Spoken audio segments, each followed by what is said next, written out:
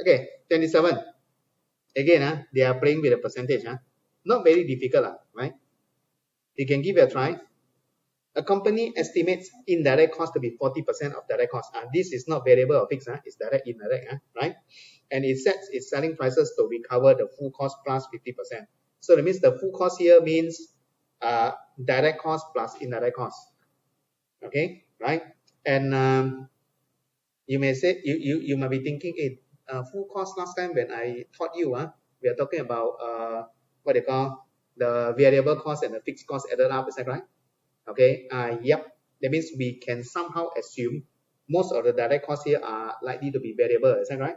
Most of the fixed costs here are, the indirect costs are likely to be fixed, agree, no? So therefore, we are still referring to the same thing, right? So full cost plus 50% means the direct cost plus the indirect cost, then you add 50% markup, full cost plus 50%, right? Plus a markup of 50%, then you get your selling price, okay? What percentage represents the markup on direct costs that would give rise to the same selling price as using the method described above? How many percent?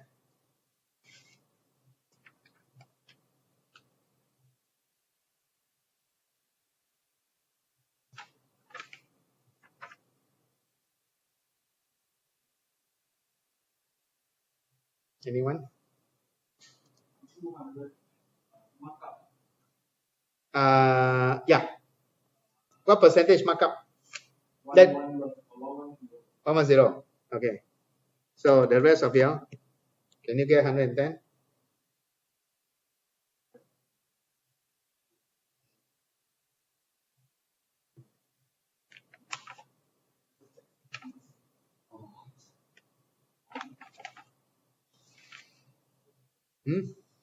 Can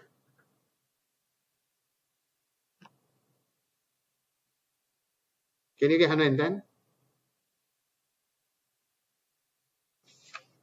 There's still quite a number like question 28 and so forth. Tricky question that you can give a try. Okay, right? Before I go through more questions for you. So after this, I will move on to your this so-called budgeting already.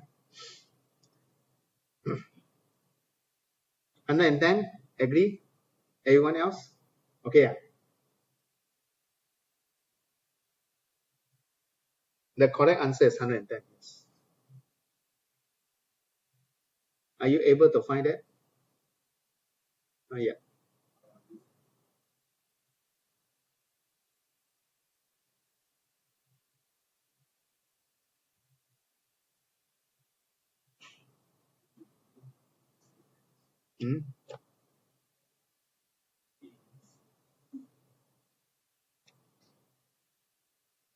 Okay, now let me share with you.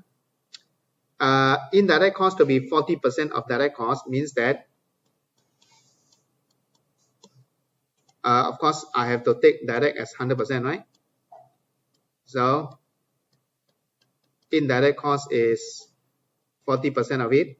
So that means, in other words, your full cost, okay, or total cost, is equivalent to 140%, right? Okay.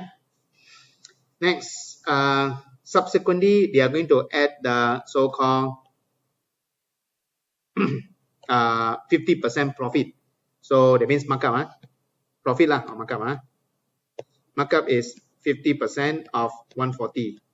Okay, currently I stick it to 140. If you don't like the percentage, not exactly percentage, stack on percentage, again, you switch this to money, assume it to be monetary value, right? So therefore 50% of 140 will be 70, is that right? Okay, so total will be 210. So that means 210, your selling price will be 210, right? Is that right? Okay, okay, next. Now, that's not the answer yet. What percentage represent the markup on direct cost? That means they want you to calculate based on direct cost only. Okay, that would give you the same selling price. So that means this is more like, of course, you don't really have a direct cost plus, right? So, but as I said, we can assume most of the direct costs are variable costs, right?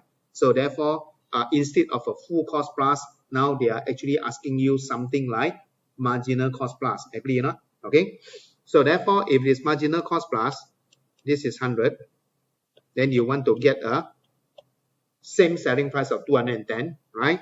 So that means your profit to be added in or added on will be 110. Agree or not? 100 plus 110, you get 210. Is that right?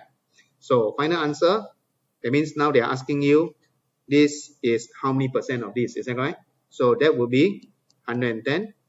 That's why I change it to monetary value, easier to understand, without any change to the value, right? So when I say I change the percentage sign to monetary sign, don't change any of the figure there. Figure 100% remain unchanged, right? So therefore, okay, so that means it will be 110 over 100 multiplied by 100. So therefore, 110%. That's how you got an answer.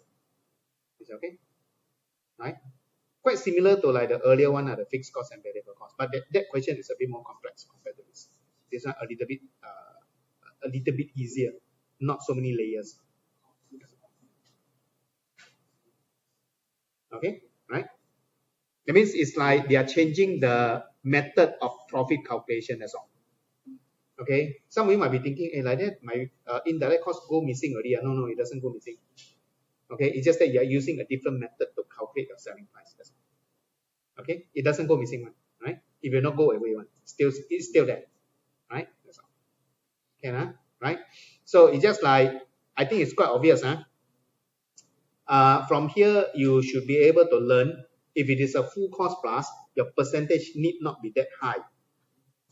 So you only need to add 50% every year, okay, to get the selling price of 210. But if you want to calculate based on marginal cost plus, that means you don't include your fixed cost inside your calculation. So obviously you have to add on a higher percentage, okay, because you didn't include your fixed cost there. Is that right? So that's why you have to add 110% instead of 50 to get back the same selling price. Okay, so this will be like a guide because company can decide whether they want to use marginal cost plus or full cost plus, right?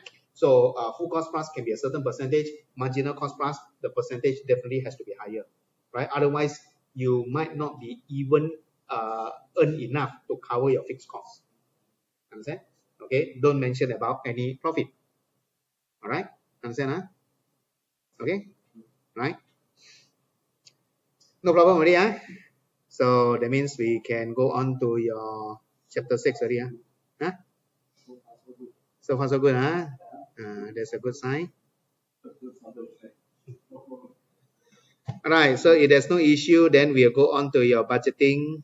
Budgeting, I already told you yesterday, quite straightforward in a sense, right? Okay, not so difficult.